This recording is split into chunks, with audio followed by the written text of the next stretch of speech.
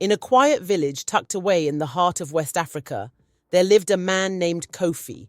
Kofi wasn't just any man. He was the one you'd expect to see at the head of any village meeting, his deep voice carrying weight in the elders' circle. He was tall, with skin the color of rich dark earth, and his eyes sparkled with wisdom that only age could provide. His wife Afia was the pride of the village. She was a beauty, graceful and strong, with a heart that seemed to make the whole village bloom just by her smile. They had been married for 10 years, and from the outside, their life seemed like the very definition of happiness. But lately, Kofi had been troubled. He couldn't quite put his finger on it, but something had been bothering him for some time. He'd often sit by the fire at night, staring into the flames, wondering if he truly knew his wife, or if he had just been swept up in the idea of their perfect life. You see, Afia was more than just the village beauty. She was known for her kindness, her support of the community, and her remarkable cooking.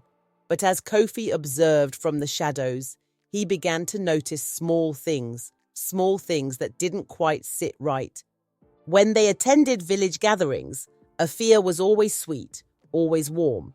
But at home, when no one was watching, Kofi caught glimpses of her impatience, especially when it came to the staff. Afia was known to treat the farmhands with a certain coldness. A comment here, a harsh word there. Kofi didn't know if it was just the pressures of running a household, but he started to wonder, was Afia truly as kind and genuine as everyone believed? Or was she perhaps more interested in the comfort and status Kofi's wealth had brought her? One evening, after another long day working the land, Kofi sat in their modest home. The walls were lined with woven baskets and colourful textiles, and the faint smell of Afia's cooking hung in the air. As the sun dipped behind the horizon, casting a golden hue over the village, Kofi's father, Nkrumah, walked in. Nkrumah was a man who had lived a long and storied life. His skin was like aged leather, creased with the wisdom of many years. Even in his old age, his eyes were sharp, constantly observing, never missing a thing. He wore his customary patterned robe and a wooden staff carved with intricate symbols of the ancestors. "Why do you look like you're carrying the whole village on your shoulders, my son?" Nkrumah asked, sitting down beside Kofi. Kofi sighed deeply, running a hand over his face. "Papa, I don't know what's happening with me, with Afia. I don't feel like she loves me for who I am anymore. I think she might only love me for what I can give her." Nkrumah raised an eyebrow. "What makes you think that? Has she done something to make you doubt her?" Kofi shook his head, his voice low. "No, Papa, but there's something. There's something that doesn't feel right. I've seen the way she talks to the helpers, how she treats the children who bring water from the river and the farmhands who work the fields. When I'm around, she's polite, but when I'm not, she's different. I wonder if she's only pretending to be kind to me, to maintain this life of comfort." Nkrumah stroked his beard thoughtfully, his eyes narrowing as he considered his son's words. "You have a good heart, Kofi, and I understand why you're troubled. But feelings alone can be deceiving. You need proof, not just suspicion. You need to see her true heart. And if she is only pretending to love you for what you have, then you must know." Kofi looked up at his father. "But how can I know for sure? How can I find out?" Nkrumah smiled, a glint of mischief in his eyes. "You leave that to me, my son." The next morning, the village was alive with activity. Women were selling fresh fish at the market. Children were running barefoot along the dusty paths, and elders gathered in the shade to exchange stories. Kofi and Nkrumah walked side by side, heading toward the far end of the village. "Papa, what are we doing here?" Kofi asked, watching as his father walked with purpose toward a small thatched hut at the edge of the village. "You'll see," Nkrumah replied, winking. Kofi followed his father inside the hut, where Nkrumah spoke with the village tailor, an elderly man named Yor. The two of them exchanged a few words, and soon enough, Nkrumah had acquired a set of old, worn-out clothes, threadbare trousers, a faded shirt, and a weathered hat. Kofi raised an eyebrow. Papa, what are you planning? Kofi asked, puzzled. Nkrumah chuckled softly. I'm going to pretend to be a poor man.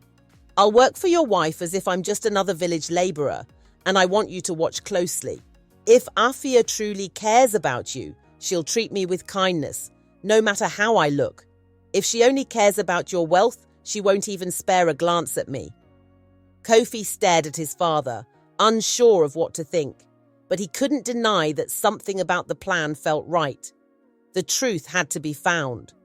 And so, the next day, Nkrumah dressed in his new outfit and made his way to the house, where Kofi introduced him to Afia as a new labourer who had come to help with some tasks around the house. Afia, as expected, didn't give him much of a second thought. She barely acknowledged Nkrumah's presence, busy as she was with her chores. Days passed, and the test continued. Nkrumah performed menial tasks, opening the gate, sweeping the yard, and carrying firewood. At first, Afia barely looked at him, but then small things began to happen. She would make sharp comments when he was slow to complete a task, or she would ignore him altogether even when he greeted her. Kofi watched all of this from a distance, his heart sinking deeper with each passing day. One afternoon, Nkrumah made a small mistake while carrying water from the well. He stumbled and the water spilled onto the ground. Afia, who had been sitting under the tree with her friends, glanced at him briefly and then muttered, "Useless old man, can't even carry a simple bucket." Kofi's heart twisted. He knew that Afia could be impatient at times, but this was different. This wasn't the woman he had married, the kind, loving woman who had once brought him joy every day. That evening, Kofi sat down with his father in the small, dimly lit corner of the house. Nkrumah's face was unreadable, but his eyes held the sadness of a man who had seen the truth unfold. "I'm sorry, Papa," Kofi said quietly. "I didn't want this to be true." Nkrumah placed a hand on his son's shoulder. "The truth is painful, my son, but you must know it. Now, you must decide what to do with it. No man can live in doubt forever." Kofi nodded, feeling the weight of the moment. He loved Afia, but now he had to decide if that love was enough to overcome the walls they had built between them. The next few weeks were difficult for Kofi. He spent time reflecting on his marriage, speaking with elders and seeking guidance from his ancestors.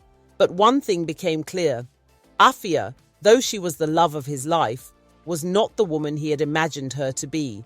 Her kindness was reserved for those who could offer her something in return, and Kofi's wealth had blinded him to this truth for far too long. Kofi chose to confront Afia. And when he did, her reaction spoke volumes. She tried to deny everything at first, but the weight of the evidence was undeniable. In the end, Kofi made a decision that would change the course of his life forever. He left his village home and moved to a quiet hut on the outskirts of town, where he could heal, rebuild, and rediscover the man he had lost along the way. And that, my friend, is the story of Kofi, the wise man who learned that sometimes, in order to truly love, we must first understand ourselves.